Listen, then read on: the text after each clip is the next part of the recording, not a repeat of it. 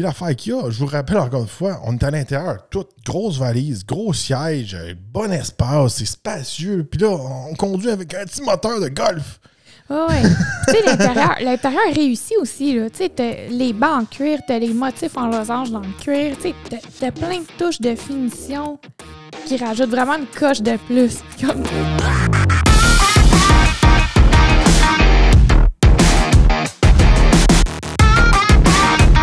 Bienvenue au Torque Podcast. Mon nom est Joe Torque. Moi, c'est F Torque. Alors aujourd'hui, on vous parle du Volkswagen A-Class Cross Sport. Oui, redessiné pour 2023. C'est un mid-cycle refresh. Mm-hmm. Alors, nouveau devant, nouveau style en général pour le A-Class Cross Sport. On n'avait pas conduit l'ancien, mais on a conduit l'A-Class. Je rappelle que la différence entre un A-Class et un A-Class Cross Sport, c'est que c'est le même véhicule, sauf qu'il y en a un qui est comme coupé. Oui. Puis il y en a un qui est 7 passagers, puis l'autre qui est 5 passagers. Mm-hmm. Là, on a essayé le Cross Sport. Un beau modèle. Regardez, fait que celui qu'on avait à l'essai, c'était un Volkswagen A-Class Cross Sport XL Line All-Wheel Drive 2023. Le modèle essai était d'une valeur de 60 860 $. Regardez, chez Volkswagen, on en parle souvent. Il y a eu beaucoup de changements, puis il y a eu beaucoup de drama avec les histoires d'émissions, les Dieselgate, ces choses-là. Sous le capot du A-Class Cross Sport, on retrouve un 4 cylindres de 2 litres turbo, jumelant une transmission 8 vitesses, qui développe seulement 269 chevaux et 273 livres-pieds de couple. Bon, il n'y a plus de moteur V6 comme auparavant. Avec le moteur V6 qu'on avait déjà essayé dans la classe, c'était bien, mais c'était un moteur qui était un peu mal adapté au véhicule, mais comment je peux dire, il n'était pas aussi mal adapté que ce moteur-là. Celui-là, oui. C'est un gros véhicule quand même. Pour ceux qui ont de la misère un petit peu à le mettre en dimension, c'est comme un Jeep Grand Cherokee. Oui. Même peut-être plus gros. Mm-hmm. En tout cas, quand on le conduit, on dirait qu'il semble plus gros. Puis je rappelle que dans Grand Cherokee, on retrouve des V6, même des V8, ces choses-là. Là, on met un petit 4 cylindres, un moteur de golf. Mais c'est ça, dans un gros V8. Même quand on ouvre le capot, on est comme... Il y a de l'espace autour du moteur. C'est ça, on est comme s'il manque quelque chose. Là, on dirait qu'il y a de l'espace pour un gros moteur, mais ils ont mis un petit moteur. Je ne sais pas ce qui s'est passé chez Volkswagen. S'il y avait des plans pour mettre un TDI ou quelque chose d'autre, mais ce moteur-là est vraiment trop petit pour le camion. Tu sais, c'est au level que c'est louche quand on ouvre le capot, on est comme, il y a de quoi qui ne marche pas. Non. Il y a beaucoup d'espace autour. Le camion est en all drive, fait qu'on a le système 4Motion. C'est un système qui va très bien, le 4Motion. C'est similaire au Quattro qu'on retrouve chez Audi. Côté performance, on peut faire le 0 à 100 en 7,7 secondes. J'ai pas les chiffres quarter mile parce que je pense que le monde qui ont des A-Class Cross Sport, ils font pas trop de drague. C'est lent. Là. On est proche de 8 secondes. On voit que le moteur a de la misère à pousser la carcasse. Puis, tu sais, le moteur, il faut tout le temps le faire révolutionner. Il faut tout le temps être dans le top du boost pour que le véhicule se déplace. Ouais. Sur la route, comment je pourrais dire? Le véhicule est confortable, il n'est pas très sportif.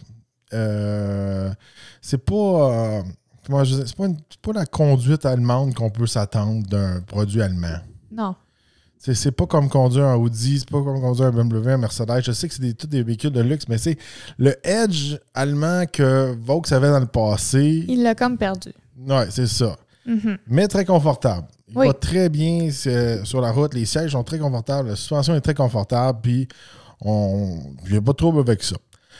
On revient au design extérieur. Regardez, le Cross Sport, je trouve une très bonne admiration, surtout du devant. Le derrière est similaire auparavant. Il est plus beau que la classe, je trouve, en coupé. Habituellement, moi, je ne suis pas fan des VUS coupés. Là. Non, c'est ça. Je trouve qu'il a vraiment un beau look. J'ai rien à redire pour l'extérieur. Là, puis il est plus carré aussi. Là. Ouais, en avant, c'est beau, les nouvelles lumières. Oui. La lumière qui fait de bord en bord, une belle grille intégrée avec les lumières, tout ça. Tout est beau, des belles grosses roues, tout ça.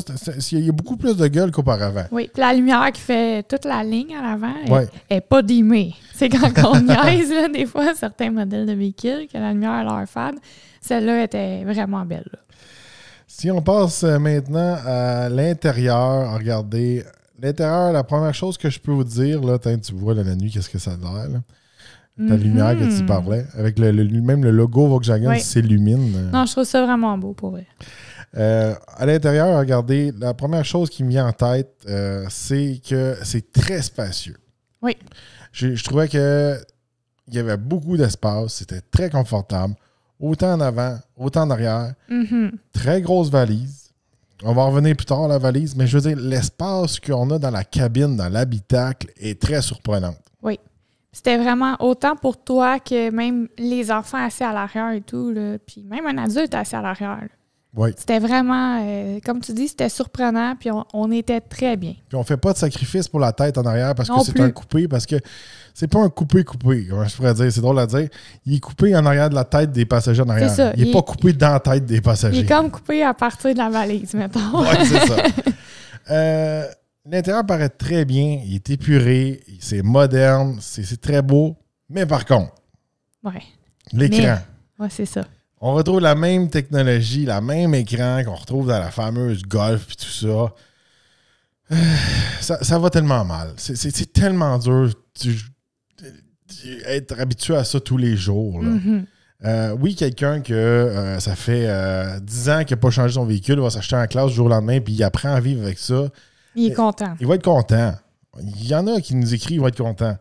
Mais est-ce que tu essaies un véhicule à toutes les semaines pour les comparer comme nous? C'est ça qui fait la différence. Nous, on est habitués avec d'autres véhicules, avec d'autres systèmes qui sont faciles à vivre avec. C'est ça. Quand on tombe avec un système qui est difficile à vivre avec, ben, ça nous tape ses nerfs.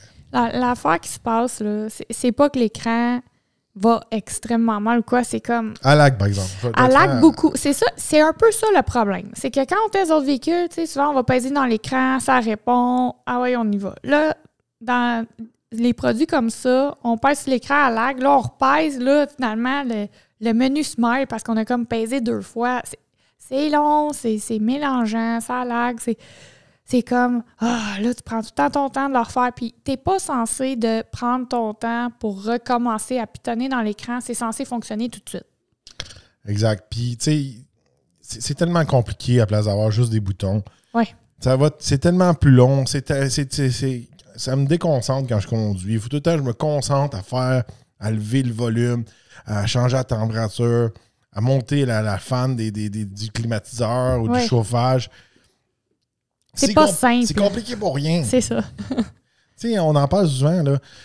Une bonne ergonomie en dedans, c'est pas que ça soit beau, c'est que tu peux faire des trucs en conduisant sans regarder. Oui, pour être sécuritaire aussi. Tu sais, je vais vous donner un exemple. Souvent, dans un camion, là, dans un bon truck, tu es capable de monter puis de descendre ton volume ou ajuster ta température sans regarder. Si tu es habitué à ton camion, tu es capable de le faire sans regarder. C'est ça. Et là, c'est pas le cas. Est-ce que tu te souviens de ça ici? Je vais te montrer ça. On voit ça, là, ça me rappelle ça. La nuit, là, ça allume, ça ici. Là. Oui. Le cross-port, puis dans le dash, tu as des petites lumières qui allument, puis qui changent de couleur. Oui, c'était beau. Ça c'est le genre d'affaire, si tu ne conduis pas de nuit, tu le sais pas. C'est ça. Non, mais tu sais, c'est ça l'affaire. Il y a toutes des petites touches un peu partout. Comme que tu fais, oh wow, tu sais, je m'attendais pas à retrouver ça dans ce modèle-là. Ouais, puis tu sais. C'est le fun. Regarde, là, on regarde les trappes d'air, j'appelle ça, là. C'est quoi le terme? Les trappes d'aération. Les trappes d'aération. Ils sont doubles, tu sais. Tu peux t'en mettre une en haut puis une en bas. Tu sais, c'est pas un qu'une. Tu sais, l'intérieur est quand même bien fait. C'est juste plate, là. Regarde, il y a une belle place pour mettre ton téléphone. Tu as un petit shifter qui prend pas de place puis qui est facile à utiliser. C'est juste que le reste des boutons, je suis sûr qu'ils vont changer ça dans le futur. Même, on le voit chez Hyundai, ils reviennent avec des boutons de plus en plus, tout ça. Il faut qu'ils changent ça absolument. Faut qu'ils corrigent le tir côté écran. Parce qu'ils ont mangé à la claque dans la dernière année. Ils n'ont pas vraiment eu des bonnes ventes chez Volkswagen. En tout cas, aux États-Unis, là, je checkais les chiffres. Là. Ouais. Je pense que Subaru vend plus de véhicules qu'eux autres. Puis je me rappelle, dans le temps, Volkswagen était numéro 1 là, avant le Dieselgate. Là. Ouais. ça montre que leurs produits qu'ils font présentement, ils ont des méga défauts où il y a des choses qui plaisent pas aux consommateurs. Mm-hmm. Tu sais, il faut que Volkswagen repogne leur touche allemande. Oui. Ils essaient tellement de plaire au marché américain, puis ils font comme un véhicule qu'eux autres même, ils n'aiment pas. Ah, d'accord. C'est ça, je trouve. Ils ont comme enlevé la passion dedans. Ouais. Si on regarde la valise, méga valise, beaucoup de place. Tu sais, des fois, je suis comme, des fois, là, tant qu'à faire une troisième rangée qui sert à rien, ou que t'es trop pogné, ou t'es pogné dans le toit parce que lui, il est coupé, tu l'enlèves, puis ça dégage de l'espace. Puis là, c'est ça qu'on retrouve dans la classe Crossport. Oui. C'est vraiment comme un classe qui est supposé avoir une troisième rangée, mais là, ils l'ont enlevé. Puis là, ça libère tellement d'espace. Même en dessous, il y a de l'espace en dessous du panneau, là. Oui. Non, c'est vraiment bien configuré. Là. Méga valise. Tout ça. Puis l'affaire qu'il y a, je vous rappelle encore une fois, on est à l'intérieur, toute grosse valise, gros siège, bon espace, c'est spacieux. Puis là, on conduit avec un petit moteur de golf. Oui. Tu sais, l'intérieur est réussi aussi. Tu sais, t'as les bancs en cuir, t'as les motifs en losange dans le cuir. Tu sais, t'as plein de touches de finition qui rajoutent vraiment une coche de plus. Puis comme, moi, le reste du véhicule, je l'adore. Oh oui. Le look, il a été réussi. J'aime vraiment ce qu'ils ont changé à l'avant et tout. La forme qui est coupée, mais que tu ne sacrifies pas d'espace. En dedans, c'est luxueux, beaucoup d'espace, valise extrêmement grosse et fonctionnelle, confort sur la route. Mais comme tu dis, les deux, ben c'est deux majeurs problèmes. Le moteur puis la super écran. Super écran, tu sais. C'est tellement un produit qui pourrait être successful, qu'on dit en anglais, mais il y a comme tellement des méga défauts que t'es comme, man, c'est comme... Je vais te faire une comparaison, t'aimeras pas ça. T'es comme, tu rencontres une super belle fille, super intéressante, elle est drôle, elle est super sexy, puis après ça, t'apprends qu'elle est danseuse. T'es comme...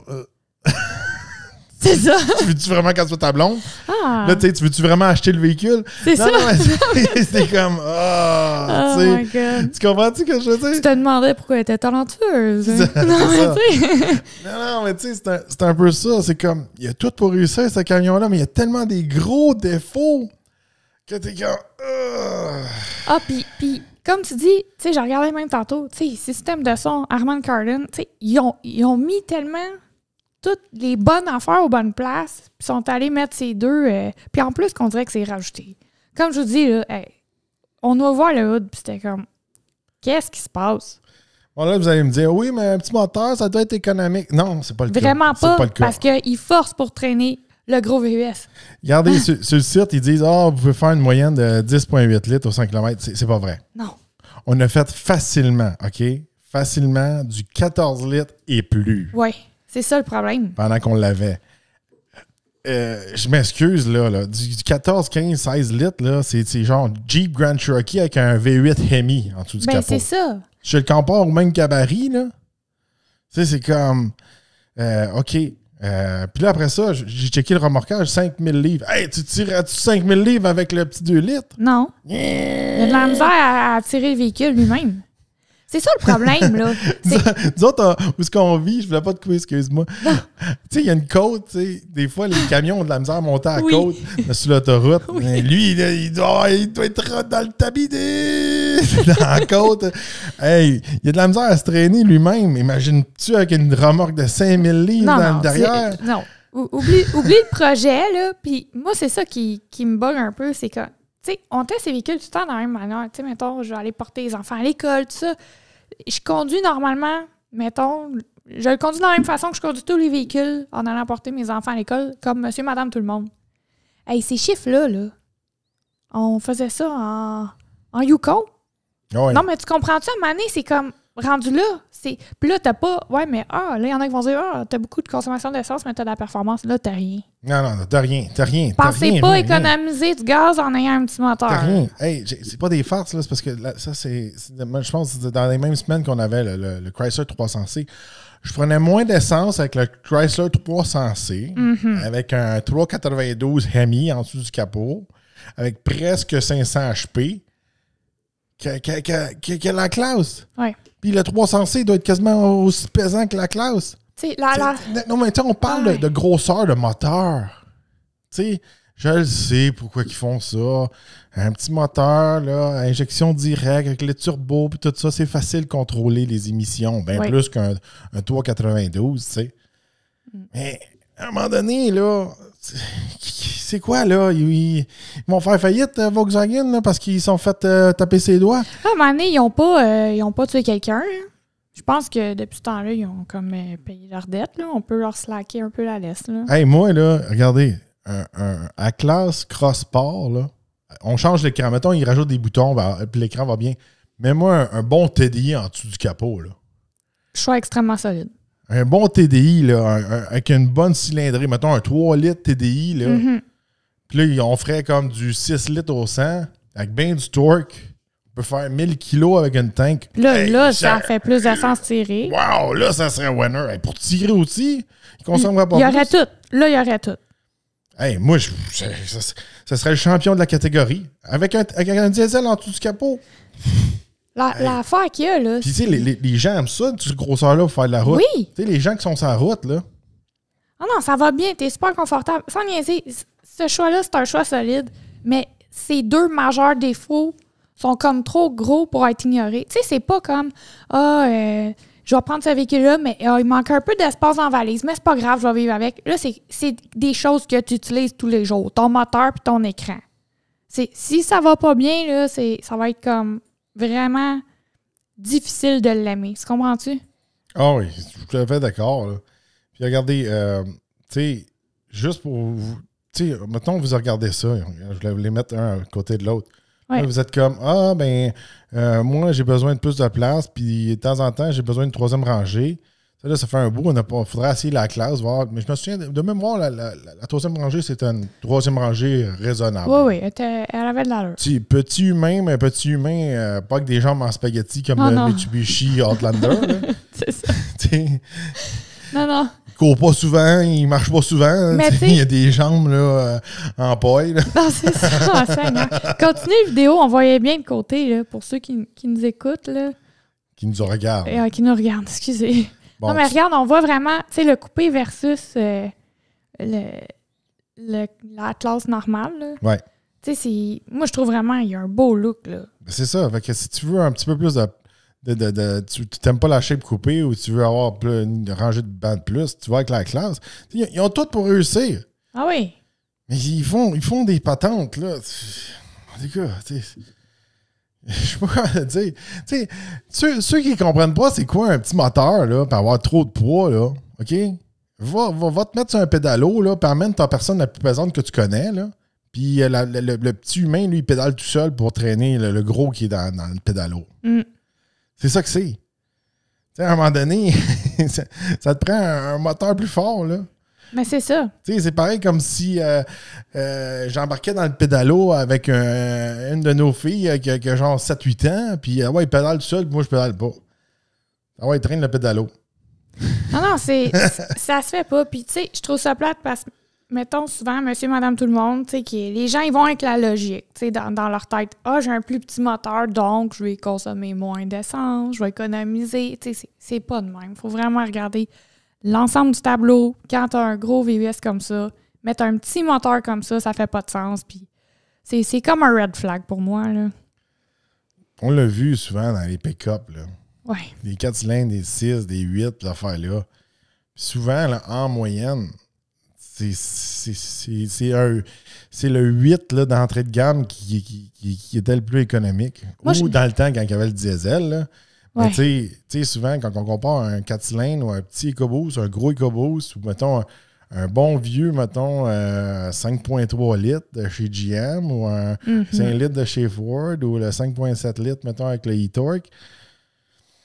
Tu sais, des fois, ça revient tout à la même affaire. Moi, j'en connais gros des gars, là, à un moment donné. Ils ont changé leur... ils changeaient, mettons, leur camion, puis ils ont diminué le moteur. Puis ça n'a pas duré longtemps. Ils l'ont rechangé pour celui qui avait un moteur plus gros. Parce que, justement, il faisait aucune économie. Il consommait plus d'essence. Le moteur n'était pas assez fort pour traîner le camion. Ah oui. C'est comme... Puis ça dépend aussi de ce que vous faites avec votre camion. Aussi. On ne parle pas de pick-up, mais si vous avez le pied pesant, si moindrement vous amenez beaucoup de monde, vous amenez beaucoup de stock, puis vous avez un petit moteur, c'est sûr qu'il va forcer plus. Ouais. Plus qu'on rajoute de poids, faut que les gens mettent dans leur tête un peu la relation puissance et poids. Ça va tout ensemble. Si on regarde ce site, vite fait, regardez, on a 3 choix de modèles. Il y a le Comfort Line, le High Line, puis le Excel Line. Fait que ça joue vraiment dans ces modèles-là. Fait que ça joue de 51 360 $ à environ 61 360 $ pour l'Excel Line. Si on l'équipe, ça peut monter un petit peu plus que ça. Mais ça joue dans ces prix-là. Mm-hmm. Bon, là, les prix, ils sont pas exactement comme j'avais annoncé au début, mais je pense que ça, c'est des prix 2024 qu'on voit sur le site. Il y a toujours des augmentations de prix. Mm-hmm. C'est pour ça que je pense que le modèle que je monte ici est un petit peu plus cher. Là. Regardez, comme je vous dis, on en parle encore pour terminer l'épisode. Un modèle qui peut vous en offrir beaucoup, mais tu sais, c'est dur compenser. Tu sais, le manque de puissance n'est pas si pire, il n'est pas performant, mais pour des gens, ça ne les dérange pas. Mais tu sais, si à un moment donné, si tu n'as pas de performance, il faut que tu aies une économie d'essence. Oui, là, c'est parce que tu n'as pas de performance, tu n'as pas d'économie d'essence, puis tu as l'écran qui n'est pas super. Moi, je trouve c'est des choses que tu te sers tous les jours. Oui. C'est comme, tu peux pas ignorer ces défauts-là. Mais change-les, là. Tu sais, arrange l'écran puis mets la bonne motorisation. Il serait extrêmement compétitif comme produit, là. Ah, c'est sûr et certain. Pas beaucoup de choix de couleurs. C'est un petit peu plate. Hein? Non, ça, je regarde. On regarde ça vite fait. Il n'y a pas beaucoup de choix de couleurs. En tout cas, je check ça vite fait. On a des choix de roues et des choses-là, mais tu vois, ces roues noires-là, c'est pas très joli. Ça. En tout cas, allez voir sur le site si vous êtes intéressé. D'accord, c'est une belle amélioration, mais en tout cas, chez Volkswagen, il faut qu'il s'améliore encore. Oui. Qu'ils arrêtent là, de vivre dans le passé. Là. Je ne sais pas s'ils ont un contrat à long terme là, d'être punis, je ne sais pas combien de temps. Oui, t'es puni toute ta vie. Non. Non, mais je ouais. suis peut-être nostalgique, je suis peut-être vieux jeu, je suis peut-être whatever. Je m'ennuie des anciens Volkswagen. Mais tous ceux à qui on parle, tu sais, qui ont connu vraiment l'ancienne génération de Volkswagen, ils disent tout ça. Ceux qui ont eu le comparatif, qui ont vécu les deux, le changement, sont comme... C'est comme un feu qui s'est éteint. Ah oui, puis tu sais, même à un moment donné, les modèles, en tout cas, les modèles étaient faits en Allemagne, étaient vraiment bons dans les fin des années 90. Ouais. Après ça, ils ont fait une batch qui était faite au Mexique. Là, il y avait full de problèmes avec ces modèles-là, mais c'était pas si pire.